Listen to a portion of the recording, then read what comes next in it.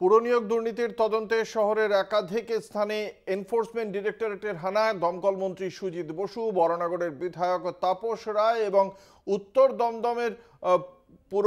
প্রাক্তন পুরপ্রধান সুবোধ চক্রবর্তী, এই তিন রাজনৈতিক নেতার বাড়িতে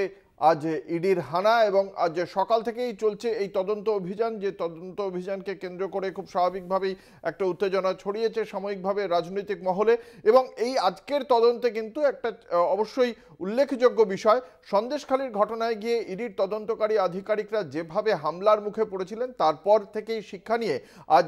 ইডির এই তদন্তের চলাকালীন তাদের সঙ্গে দেখতে পাওয়া গিয়েছে বেশ কিছু সংখ্যক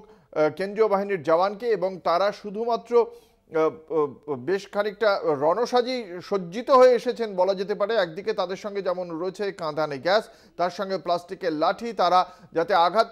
না পান সেজন্য হেলমেট পরে এসেছেন, একই সঙ্গে তাদের সঙ্গে অত্যাধুনিক আগ্নেয়াস্ত্রও রয়েছে। ফলে এই পুরো রণসাজে সজ্জিত হয়ে এসেছেন কেন্দ্রীয় বাহিনীর জওয়ানরা, যাতে আর কোনো অপ্রীতিকর ঘটনা না ঘটে সেই বিষয়টিতে নজর রেখে। আপনারা জানেন গত 5ই জানুয়ারি ঠিক এক সপ্তাহ আগে গত শুক্রবার